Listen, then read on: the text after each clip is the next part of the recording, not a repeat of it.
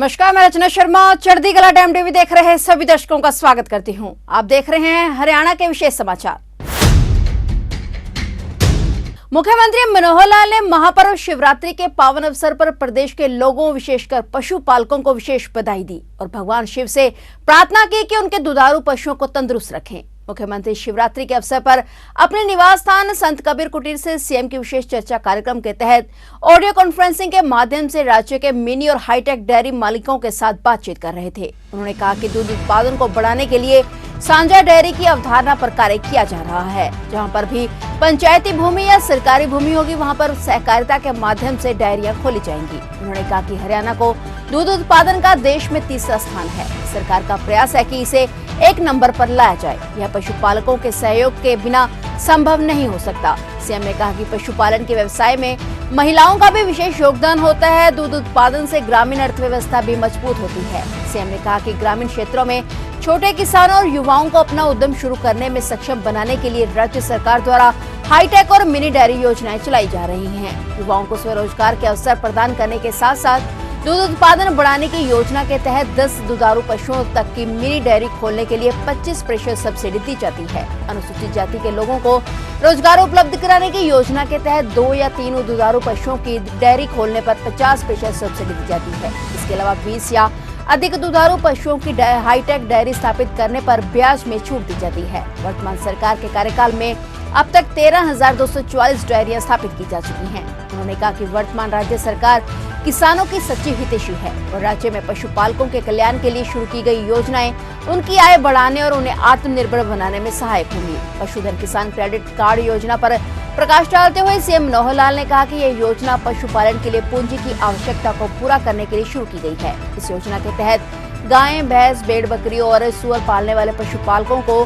पशुधन किसान credit card दिए जाते हैं। इस कार्ड से किसी भी पशुपालक को बिना किसी गारंटी के 1,60,000 रुपए का ऋण मिलता है। मुख्यमंत्री ने कहा कि देश में श्वेत क्रांति लाने में सहकारिता आंदोलन की महत्वपूर्ण भूमिका रही है। उन्होंने अमूल का उदाहरण देते हुए कहा कि आज अमूल दूध के उत्पाद देश के हर हिस्से में उपलब्ध हैं। हरियाणा में वर्तमान में दूध की खरीद के लिए राज्य में 3,300 सहकारी दूध समितियां हैं और इसके साथ ही सीएम ने सहकारी दुग्ध समितियों के दुग्ध उत्पादकों के बच्चों के लिए चल रही योजनाओं की जानकारी देते हुए कहा कि छात्रवृत्ति योजना के तहत कक्षा 10वीं और 12वीं में 80% से अधिक अंक प्राप्त करने वाले 2,100 रुपए और 5,100 रुपए की राशि छात्रवृत्ति के रूप में दी जाती है। इस योजना के तहत अब तक 5,140 दुग्ध उत्पादकों के बच्चों को 1,86,24,000 रुपए की राशि छात्रवृत्ति के रूप में प्रदान की गई है। मुख्यमंत्री ने कहा कि पशुपालन को जोखिम मुक्त बनाने के लिए पंडित दीनदयाल उपाध्याय सामूहिक पशुधन बीमा योजना शुरू की गई है और इस योजना के तहत कोई भी पशुपालक अपने बड़े पशु का बीमा दूध उत्पादन क्षमता के अनुसार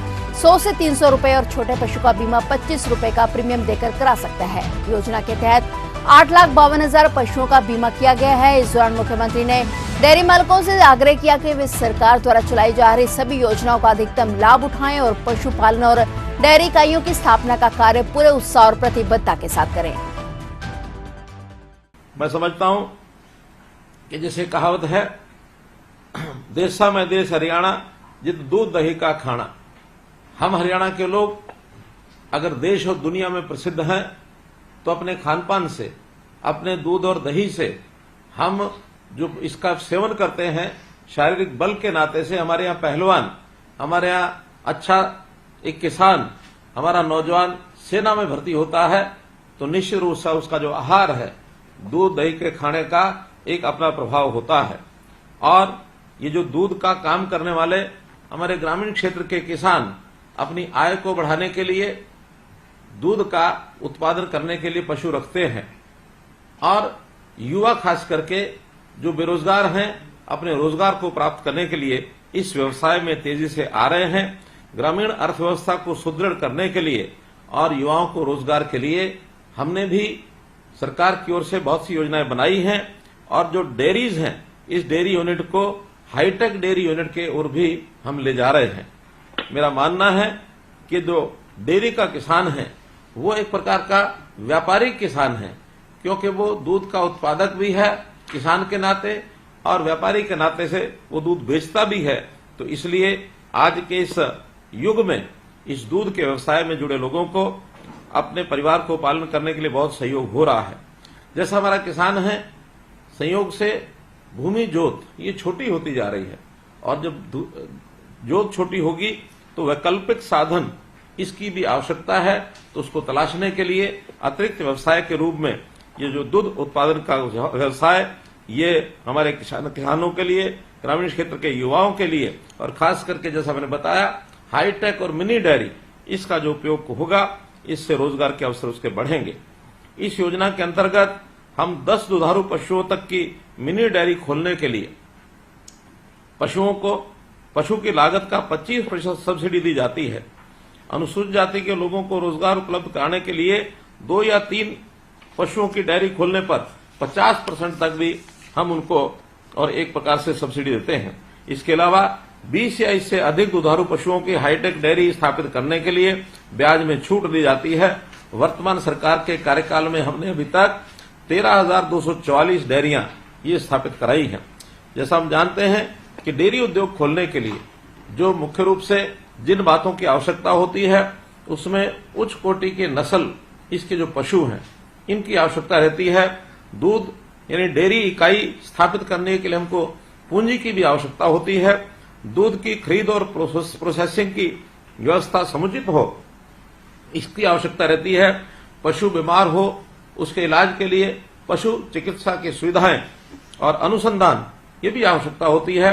और इन सबसे ऊपर कभी अकस्मात कोई दुर्घटना हो जाए, हमारा पशु मानो कहीं हानि हो जाए, तो उस हानि की पूर्ति के लिए बीमा योजना इसकी भी आवश्यकता होती है।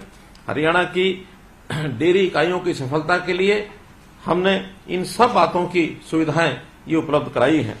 मित्रों, हमारे यहाँ भैंसों के नाते से जैसा हम देखते हैं, उसकी नस्ल मुर्रा नस्ल की जो भैंस है वो सामान्यतः अच्छी मात्रा में पाली जाती है, दूध भी अच्छा देती है, ये बहुत प्रसिद्ध है। हरियाणा नस्ल की गाय की अपनी अलग पहचान है। इसके अलावा राठी, साहिवाल और गिर गाय को भी हरियाणा में पाला जाता है। हमारी देसी नस्ल के पशुधन की खासियत है कि कई प्रतिकूल परिस्थितियों में ही ये उनका सामना कर लेती है और सुरक्षित रहती है। पशुपालन के लिए जो पूंजी की आवश्यकता होती है, तो उस पूंजी की आवश्यकता को भी पूरा करने के लिए हमने बैंकों से योजना बनाई है, और इसके लिए विशेष योजना में पशुपालन किसान क्रेडिट कार्ड इस योजना को शुरू किया है। और इस पशुपालन क्रेडिट कार्ड के अंतर्गत गाय, भैंस, भेड़, बकरी और सूअर पालन के लिए हम उनका यानी पशुपालन किसान क्रेडिट कार्ड का उपयोग करते हैं। अभी तक 1,60,000 रुपए का जो ऋण है इस कार्ड पर मिलता है बिना किसी कोलेटरल सिक्योरिटी के, और पर्याप्त मात्रा में किसानों को इसका लाभ हुआ है। 1,54,000 पशुधन किसान क्रेडिट कार्ड बैंकों द्वारा स्वीकृत किए गए हैं, और इसके लिए लगातार इस क्रम को आगे बढ़ाने के लिए भी हम सबसे अपील करते हैं। बैंकों से ऋण की सुविधा मिले, इसकी भी बातचीत हम करते हैं, ताकि किसी को ऋण लेने में कोई दिक्कत ना आए। मित्रों, भाइयों बहनों, हम जानते हैं कि इसकी हमारे दूध के उत्पादों की बिक्री के लिए यानी एक प्रकार से सहकारी आंदोलन, इसकी भी बहुत बड़ी भूमिका है। अपने यहाँ जैसे वीटा का उदाहरण हम लेते हैं, तो वीटा इसके प्रोडक्ट सहकारी आंदोलन में से ही निकल करके आगे बढ़े हैं। अगर हम बड़ा उदाहरण लेते हैं तो अमूल जैसा एक जो ब्रांड है, ये देश और दुनिया में कितना तेज गति से फैला है। तो इस अमूल के ब्रांड का उदाहरण भी हमारे सामने है, ये भी एक सफल प्रयोग है। हरियाणा सहकारी विभाग ने एक योजना बनाई है सांझी डेयरी। सांझी डेयरी का अर्थ है कि बहुत से ऐसे पशुपालन का व्यवसाय करना चाहते हैं, लेकिन घर में उनके पास जगह नहीं होती है पशु पालने की। तो ऐसे गांव-गांव में हम इस प्रकार के, जैसे गुजरात में पशु हॉस्टल बनाए गए हैं, ऐसे हम सांझा डेयरी का प्रयोग करेंगे, ताकि किसान एक ही स्थान पर, जो हमारे पशुपालक हैं, एक ही स्थान पर जो कॉमन जगह होगी सरकार द्वारा उपलब्ध कराई जाएगी, उसमें कोऑपरेटिव तरीके से उसका उपयोग करेंगे और अपना व्यवसाय जो है चला पाएंगे। फिलहाल हरियाणा के विशेष समाचारों में इतना ही, और नए समाचारों के साथ फिर से हाजिर होंगे। तब तक के लिए देखते रहिए चढ़ती कला टाइम टीवी।